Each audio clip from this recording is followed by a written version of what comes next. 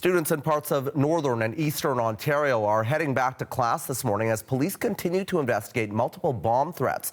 Those were made over the past couple of days, forcing some schools to evacuate. Albert Delatella is on this story for us this morning. Good morning to you, Albert.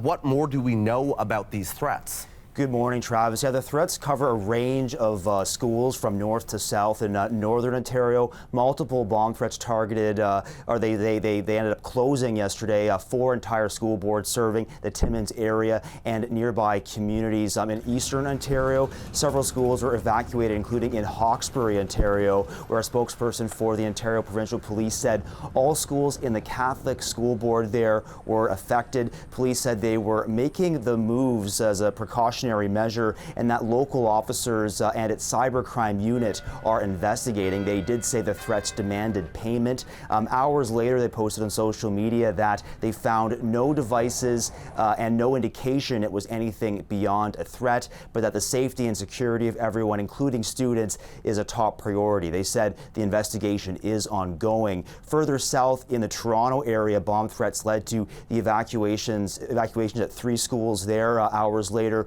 police said the schools had been swept and cleared and no bombs were located. And now to the west in Burlington, Ontario, near Hamilton, a high school was also evacuated there. And in Ottawa the day before, a Jewish community school received an anonymous bomb threat, but a police investigation determined there was no threat there. The threats here involve schools including religious and non-religious, English and French schools, Catholic board schools, and as I mentioned, at least one Jewish school. Right, so multiple threats here, Albert. What are police saying, if anything, about possible connections between these bomb threats?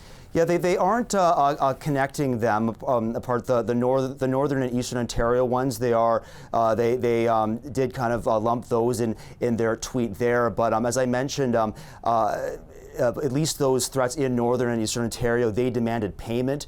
The threats did cover a wide range of schools. In terms of in Ottawa Police, they did say that they did raise concern about several concerning incidents they believe to be hate motivated in the past days and recent weeks. They said they involve graffiti, vandalism, hate mail, threats, and a potential threat to public safety. They say police remain in close contact with community leaders and institutions, and they say they'll have an increased presence at demonstrations and areas of religious and cultural significance. Travis. All right, Albert, we'll check in again soon. That's Albert Delatella in our newsroom.